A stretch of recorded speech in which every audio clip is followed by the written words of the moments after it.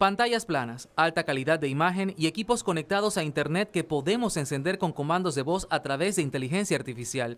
Así vemos televisión hoy en día. Pero antes, estas eran las pantallas comunes en casa. Este es un televisor de la década del 90. La estructura, que se asemeja a una enorme cabeza, albergaba un tubo sellado al vacío que tras varios procesos proyectaba la imagen en la pantalla frontal. Mientras más pulgadas, más grande era la estructura posterior. Marco Sánchez, ingeniero, recuerda lo tedioso que era reparar uno de estos.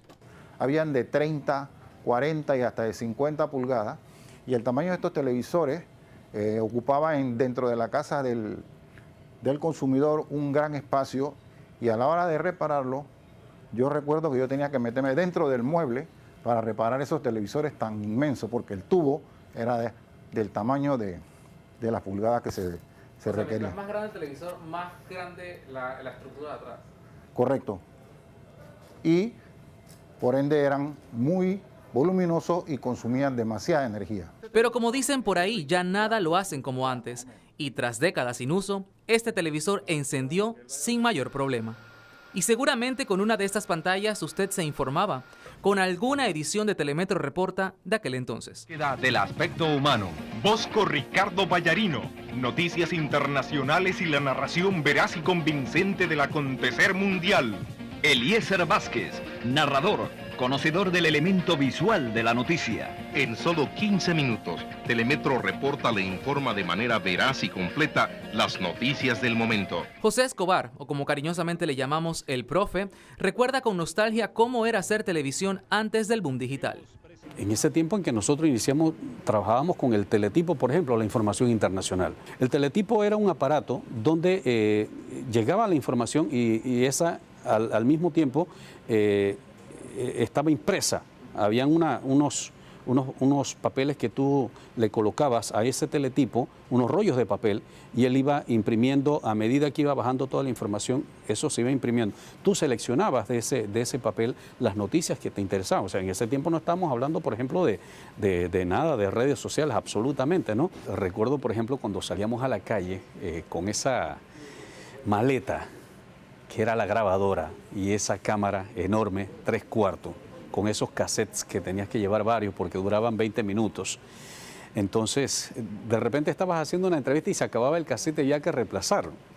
Pero yo pasé por todas esas etapas de el 3/4, el Betacam, el VHS, el DVC Pro, todas esas herramientas que habían para las coberturas noticiosas.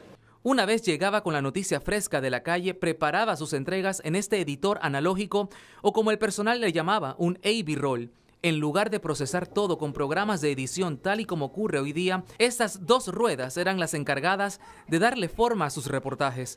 Escobar no pudo evitar explicarnos con entusiasmo su funcionamiento una vez se lo mostramos. Aquí, lo marcaba, quiero que entre al aquí, entrada también.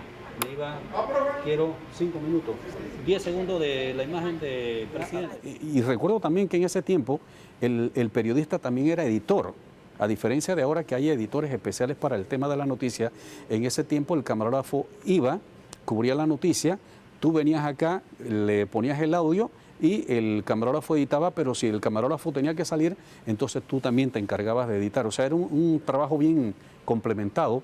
Y buscar esas historias en las calles era una experiencia igualmente distinta. Hoy solo con un celular podemos transmitir en directo gracias a las herramientas streaming y logramos llegar al instante prácticamente a cualquier punto del país. Antes había que esperar y los camarógrafos debían cargar con una cámara y una grabadora. Adair Liguas, con 34 años en el negocio, está lleno de anécdotas. Antes tú tenías que correr con esa grabadora a hacer lo que te mandasen a hacer. Con decirte que a mí me tocó una vez ir a cubrir un accidente al Puente de las Américas. Entonces, bueno, tenía que ir a cubrirlo, ¿no? Yo vengo, dejo el carro, como por el lado del Chorrillo, un poquito más antes del Chorrillo, dejo el carro ahí, y bueno, yo voy con mi equipo, corriendo, pensando que el accidente era de que al inicio del puente. No, el accidente era al final, o sea, al otro lado del puente. Me tuve que correr todo el Puente de las Américas. Cuando llegué allá, muriéndome, porque a todo esto cada grabadora esa tenía su batería, o sea, usaban unas baterías inmensas, tanto la grabadora como la cámara. Entonces sea, tú estabas fácil, estabas ahí cargando encima, ¿qué te puedo decir yo? Como 20 y pico de libras, cuidado, hay 30 libras. Después fue que vino el tema del Internet y comienza a cambiar poco a poco todo este proceso. O sea, hoy día lo que vivimos es una cosa realmente impresionante. Esfuerzo y pasión que no desaparece aunque el trabajo hoy día sea un poco más sencillo gracias a la tecnología. Pero en medio de eso, nunca perder la perspectiva de la importancia que tiene el informar a la gente. Eso es lo más importante, recoger la información de fuentes fidedignas, de fuentes que realmente te transmiten los hechos como deben ser, con el compromiso de transmitirlo al televidente. Esa es la parte que a mi criterio el periodista nunca debe perder de vista.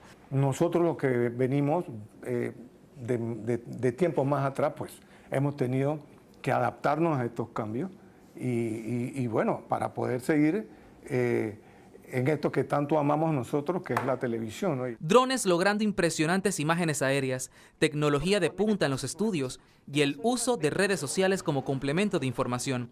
Son solo algunos ejemplos de cómo ha cambiado la televisión a lo largo de los años. Han pasado 40 y esta evolución ha ocurrido gracias a una gran motivación: seguir siendo parte de tu vida. César Camaño, Telemetro reporta.